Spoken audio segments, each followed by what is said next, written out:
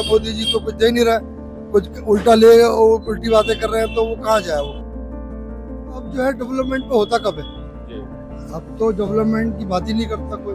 अब जो है वो हिंदू मुस्लिम पर रह गया चुनाव। और हाथ भी चल रहा है, झाड़ू भी चल रही है, अब देखो दंड फंद भी चल रही है। हमें लगता है यार इंसान को ना बार बार धोखा नहीं खाना चाहिए, बट हम लोगों को बदलाव चाहिए। साल 2020 विधानसभा चुनाव में आम आदमी पार्टी के 5 उम्मीदवार 50,000 से ज्यादा वोटों के अंतर से जीते थे। इसमें से एक थे ओखला विधानसभा के विधायक अमानतुल्लाह खान। खान ने बीजेपी के ब्रह्म सिंह को लगभग 71,000 वोटों से हराया था। एक बार फिर आम आदमी पार्टी ने अमानतुल्लाह खान को ओखला से अपना उम्मीदवार बनाया है। हालांकि इस बार अमानतुल्लाह खान की राह आसान नजर नहीं आ रही। इसके पीछे वजह है ओवैसी की पार्टी AIMIM की ओखला में एंट्री। AIMIM की एंट्री से ज्यादा महत्वपूर्ण है उसके उम्मीदवार Sifaur Rahman. Jamia old boys association के अध्यक्ष सिफाउर रहमान CA/NRC मामले के बाद हुए दंगे में जेल में हैं। AIM की एंट्री का असर अमानतुल्लाह खान के बयानों में भी देखा जा रहा है। बताओ असदुद्दीन ओवैसी की क्या कुर्बानी है, कहाँ गया था दिल्ली रंगों में, ये बताओ कहाँ है ये। आपकी सीट को भाजपा को पहुंचाने वाला आपका हमदर्द होगा, आपके नेता को जिसको पूरा हिंदुस्तान जानता हो उसे हराने के लिए आ गया, ये आपका हमदर्द है। आप और AIMIM के अलावा ओखला से कांग्रेस के उम्मीदवार अरीवा खान हैं, जिनके पिता आसिफ मोहम्मद खान ओखला से विधायक रह चुके हैं। वहीं भाजपा की तरफ से मनीष चौधरी मैदान में हैं। मनीष को भी काफी मजबूत और लोकप्रिय माना जा रहा है। ओखला विधानसभा का इतिहास देखें तो यहाँ से 1993 से 2009 तक परवेज हाशमी विधायक रहे। पहली बार जनता दल से और उसके बाद कांग्रेस से।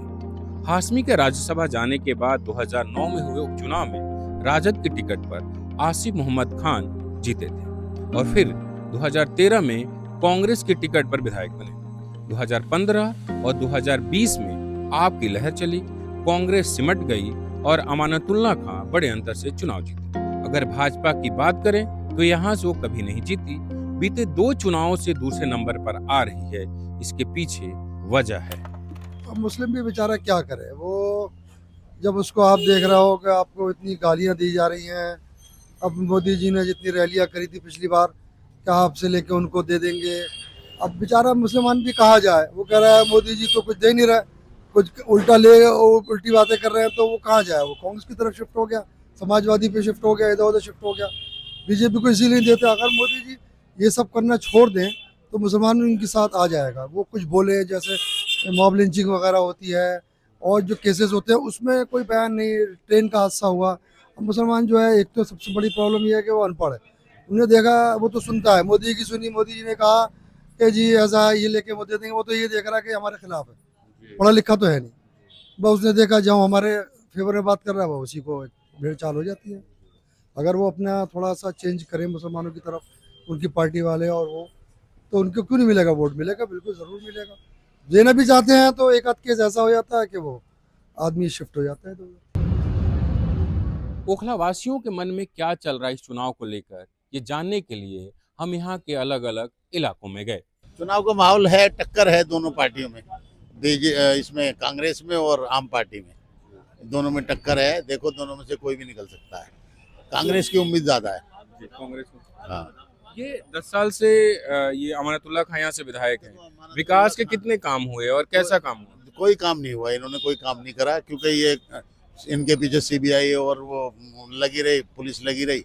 इन्होंने 10 साल में कोई काम वाम नहीं किया इलाके में, इसीलिए लोग जो है 80% आम आदमी से नाराज हैं। लेकिन तो, एक नए कैंडिडेट आए हैं जो काफी लोकप्रिय भी है इस इलाके में, सिफाउर रहमान। हाँ, उसका क्या असर होगा उनके आने का? एक्चुअली उनके आने का असर सिर्फ इतना है, थोड़ी लोगों की हमदर्दी है कि भाई बहुत टाइम से वो बंद है। बाकी ऐसा कुछ नहीं है। वो तो बेचारे थोड़ी बहुत वोट लेंगे, कुछ खास नहीं है। उनका जीतना नामुमकिन है। लेकिन काफी पोस्टर में देख रहा हूँ उसमें इमोशनल अपील की जा रही है कि हाँ, इमोशनल तो अपील कर रहे हैं, लेकिन उस इमोशनल का यहाँ ना लोग ऐसे नहीं है कोई उसका असर हो।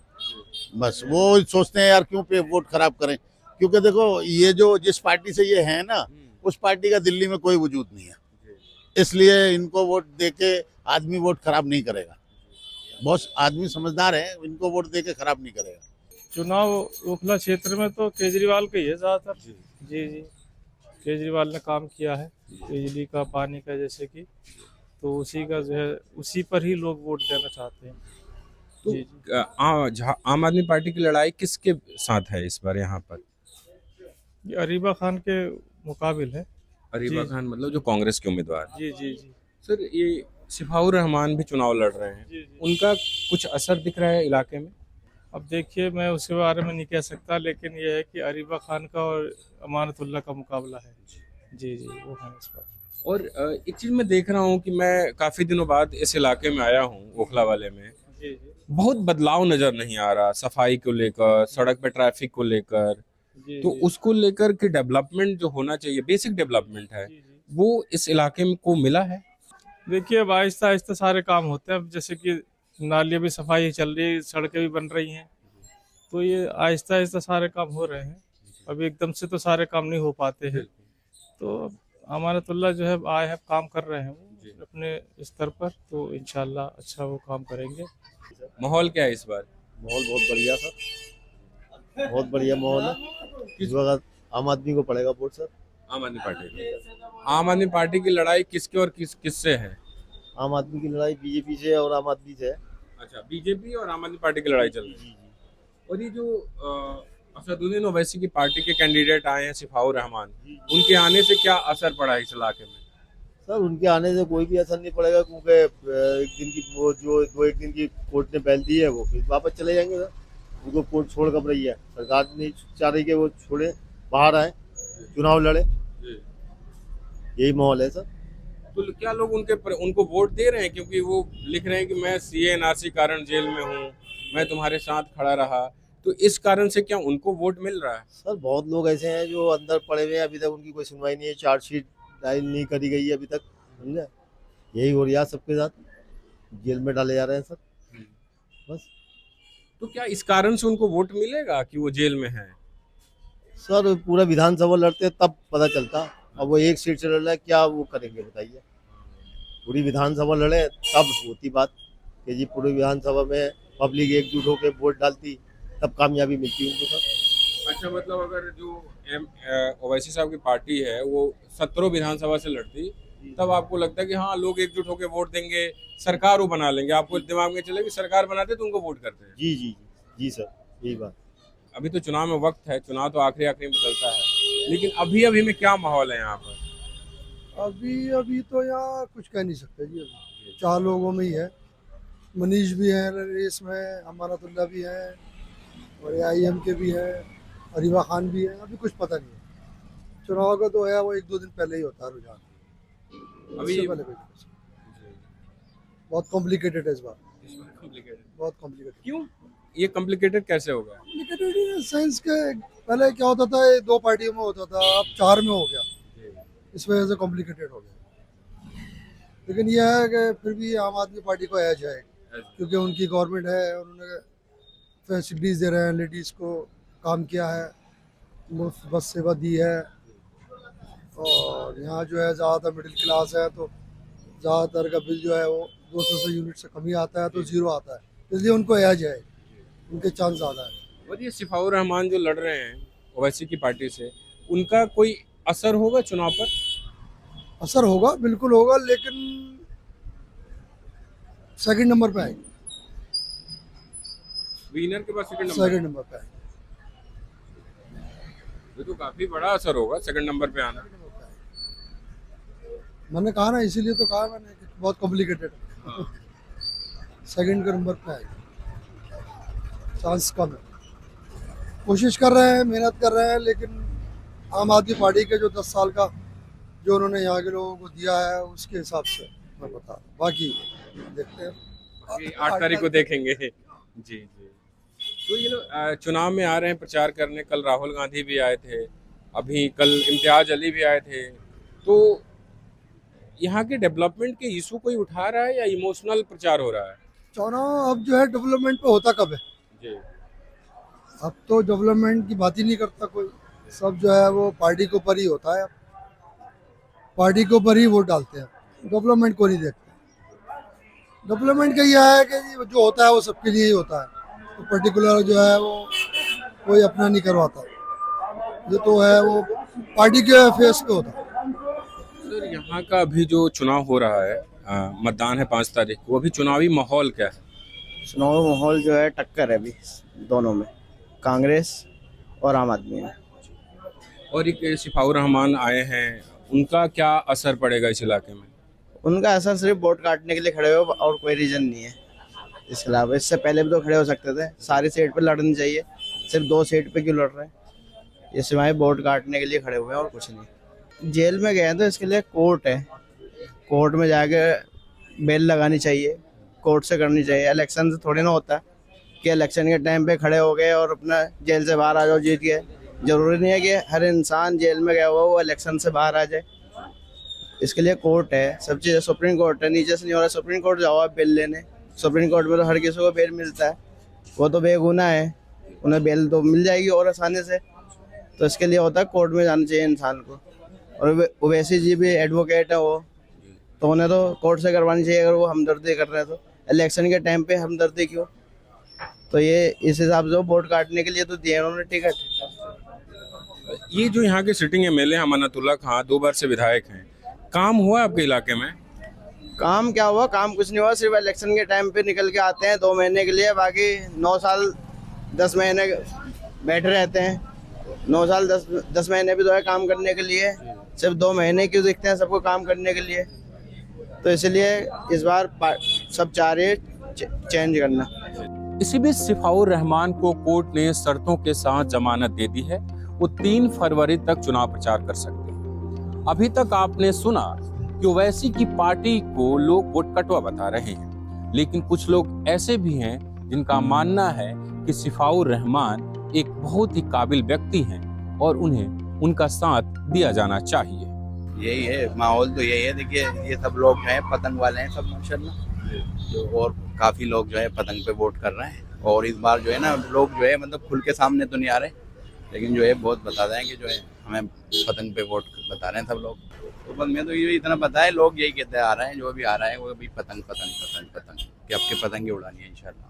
ठीक है, सिफाउर रहमान क्यों पसंद है आपको?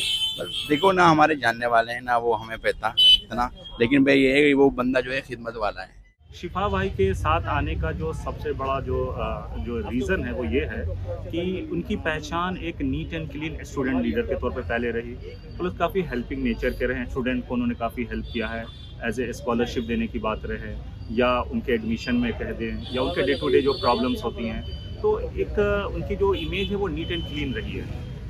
उन पे जो केसेस हैं वो एक अलग डिबेट का मौजू है, बट हम लोगों को बदलाव चाहिए, क्लियर वे में, सिंगल लाइन अगर हम कहें, बदलाव इसलिए चाहिए कि being a resident of Jamia Nagar, हमें लगता है यार इंसान को ना बार बार धोखा नहीं खाना चाहिए।